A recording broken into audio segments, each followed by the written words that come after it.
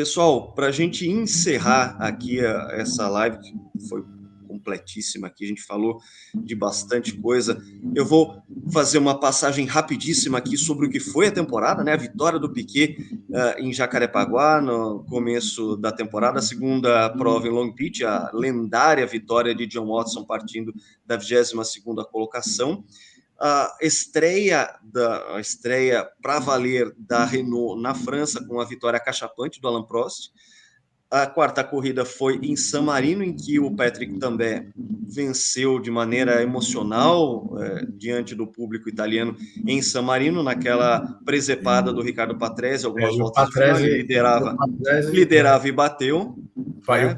E o Patrese ficou bastante chateado, né? Porque a torcida vaiou, ficou vaiando ele. Pô, eu tô correndo em casa, a pessoa tá me vaiando, rapaz. Que estava vencendo era a Ferrari, não era qualquer Ferrari, a Ferrari 27, que era do Villeneuve até um ano antes. Então aquela vitória foi muito marcante na carreira do Tambay. Acho que foi a última, acho que foi a última vitória dele na Fórmula 1. E o Patrese ele ficou muito sentido com a torcida italiana naquela ocasião, porque ele realmente, a galera lá não perdoou, não. Era um italiano saindo italiano. Para a gente não faz sentido, mas para italiano faz sentido. Ele que vaiou, né? Ele comemorou ele ter batido. Sim. Continuando aqui o nosso giro rápido, a gente teve a prova seguinte, foi de Mônaco, com chuva, e Keke Rosberg numa exibição de gala com pneus slick, vencendo a prova de maneira maravilhosa. Foi a única vitória do Keke Rosberg aquele ano, ainda de Williams Cosworth. A corrida seguinte foi... Oi, João, fale. E essa vitória do Keke foi, como eu falei no começo do vídeo, né? Foi meio que uma resposta, né? Que muita gente diminuía muito o título de 82 do Keke, né? Ele era, só venceu porque sobrou para ele, porque o John Watson andou muito bem e caiu no final. O DJ Pironi já foi falado aqui, sofreu o acidente dele, ele não venceu, o Villeneuve tinha morrido. Então, muita gente diminuía muito o Keke. E o Keke fez uma exibição muito impressionante. E é legal de lembrar que a Williams, nos anos seguintes, não tanto em 83, né, mas em 86, 87, ela ficou muito caracterizada por dar muitos vacilos em pit stop, em estratégia de corrida. E naquele dia ela foi assim, certeira, né? Tinha chovido antes da largada, a pista ainda estava molhada, mas foi antes da largada, só que parou a chuva. O Keke, o Jacques Laffite, o Mark Surer e o Derek Walker, pneu slick, aí ficaram os 4 primeiros, e só não foi esse pódio, porque o Laffite quebrou, e o Walker, o Surer, ele estava até sendo acossados pelo Piquet e o Prost, que chegaram em segundo e terceiro, eles bateram na Sandevos, bem feio, e o Piquet, que nunca gostou de andar em Mônaco, né, depois de ter perdido a vitória em 81, ele finalmente subiu ao pódio em 83, no segundo lugar. É isso aí. Teve um pequeno comentário que o Frank Dernie, que na época era engenheiro da Williams, sobre essa... Ele postou isso em redes sociais. Ele falou sobre 1983 em Mônaco, em que eles optaram pelo pneu slick porque era um pneu mais macio que o pneu de chuva que eles tinham naquela época.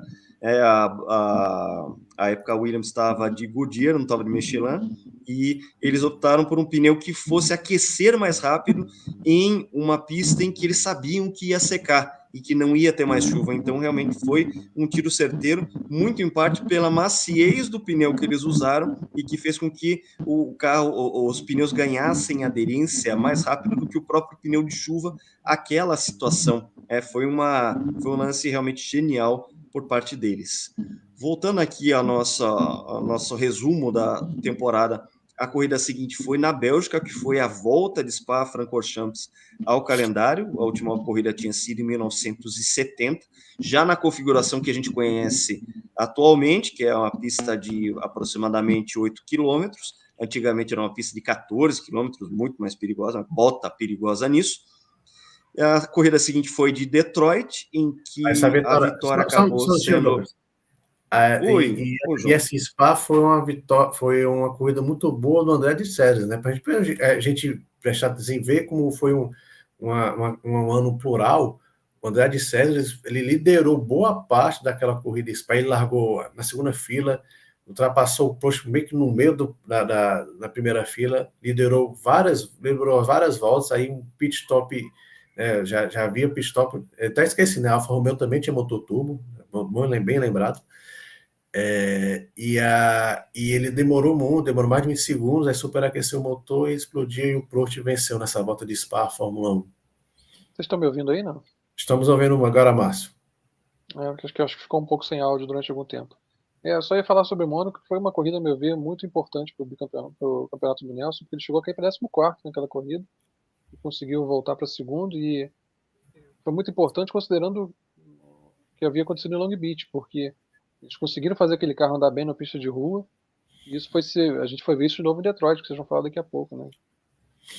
Sim, porque a prova seguinte foi realmente a de Detroit, uma vitória surpreendente do Michele Alboreto com a Tyrrell, o que seria a última vitória da equipe Tyrrell na Fórmula 1.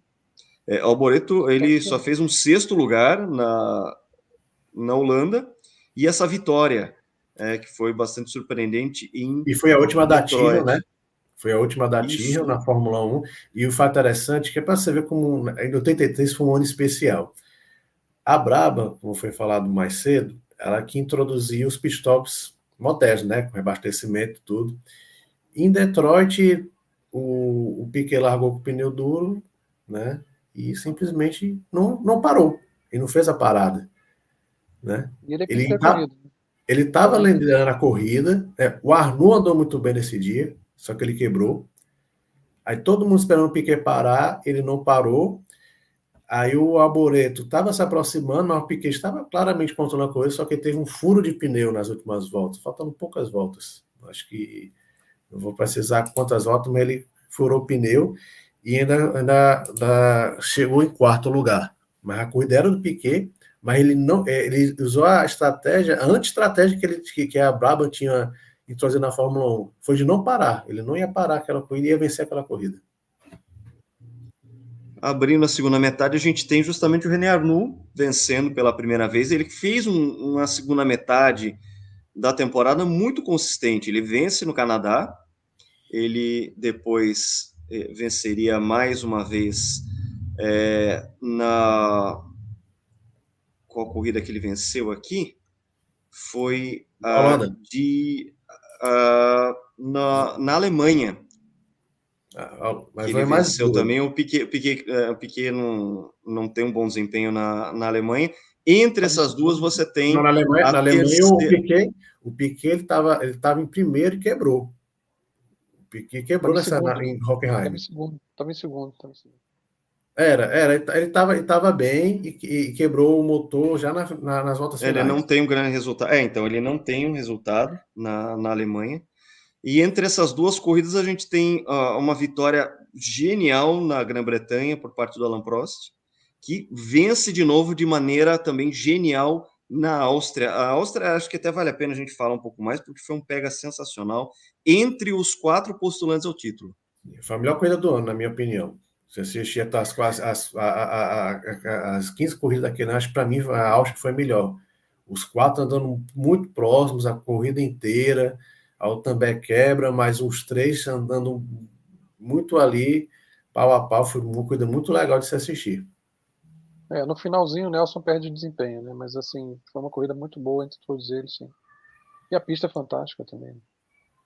Era, né? Aí a gente entrava na reta final do campeonato, em que o Nelson Piquet, isso é sabido também, ele tinha que descontar 14 pontos do Alain Prost, faltando 4 corridas, eis que os protagonistas ao título batem lá na Holanda, um raro erro do Alain Prost, e ao mesmo tempo em que a gente tinha um carro, o Nelson Piquet com um carro que tinha um amortecedor defeituoso e que estava perdendo desempenho, e que acabou sendo, como também falado aqui, um golpe de sorte, porque Prost ia vencer, Prost ia pontuar, ia fazer 3 pontos a mais, e se isso acontecesse, ele ia acabar tendo mais pontos para disputar lá na frente, lá na África do Sul. Certamente Nelson Piquet teria que ter uma outra abordagem naquela corrida, para conseguir ser campeão. Não estou dizendo que Prost seria campeão se tivesse vencido na Holanda com o Nelson Piquet na segunda colocação, mas isso realmente faria do desafio de Nelson Piquet ainda maior,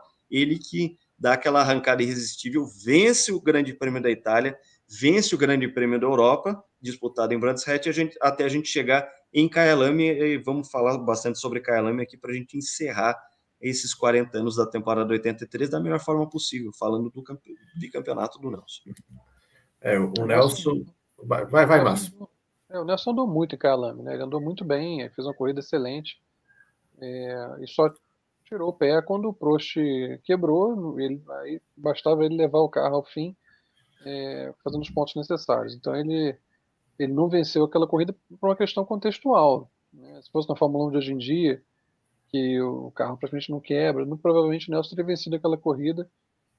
Como a gente falou também em 81, o Prost venceu as 3, mas na França, em 81, foi uma vitória bem mandrake, aquela corrida provavelmente teria sido do Nelson em condições normais.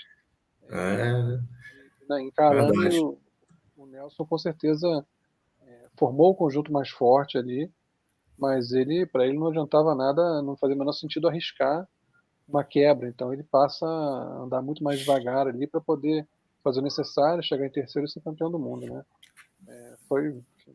A equipe chegou mentalmente muito mais forte, e a gente tem que dizer uma coisa: o Prost em nenhum momento tentou jogar o carro em cima.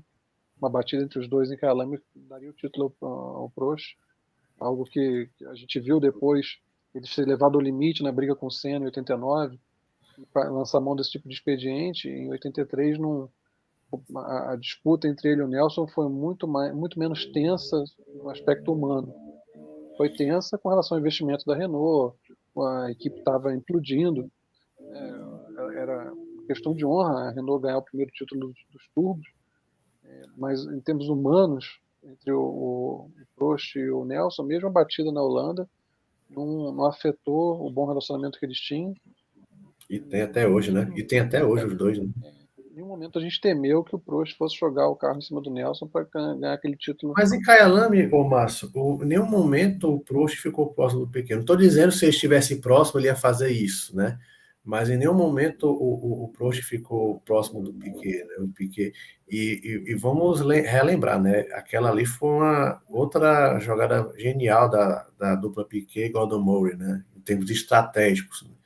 O Piquet ele largou muito leve, ele não largou acho que nem largou na primeira fila, se não me engano, ele largou em terceiro, né? E pulou para primeiro, disparou. A Braba na volta 17 de 80, quer dizer, com nem um quarto de corrida, parou o Piquet, fez o melhor pit stop de 83, em impressionante 9,2 segundos. Acho que se um pit stop de 9,2 segundos hoje, o cara já é demitido, né? Mas eles foi 9,2 segundos, saiu na frente ainda, e o segundo ainda era o Patrese, que ainda estava ali fazendo sendo literalmente o escudeiro do Piquet. Nessa corrida, foi a primeira grande corrida da McLaren Tag Porsche. O Lauda andou muito, né? Ele ultrapassou o Prost, chegou a ultrapassar o Patrese, ultrapassar o Piquet, né? E ele quebrou já no final. Ali está uma van premiere do que seria em 84, uma McLaren muito forte, né? E o Piquet, né, quando o Prost abandonou, né, já no ainda antes da metade da corrida, né? Tem até uma cena clássica, né? O Prost ainda de macacão, com as mãos nas cadeiras, olhando a corrida assim dos boxes da Renault, meio que secando, né? Mas o Piquet foi muito sagaz, né? Até aquela velha história, né? Que o Piquet, de tanto diminuir a pressão do turbo, diminuiu, o botão caiu, e ele ficou tentando procurar dentro do cockpit, né? Tem essa história que o Piquet conta muito. Mas o Piquet chegou a ficar em quarto, que era o limite, né? O Lauda quebrou e subiu para terceiro. E aquela acabou sendo a única vitória do Ricardo Patrese em 83, com a de César em segundo.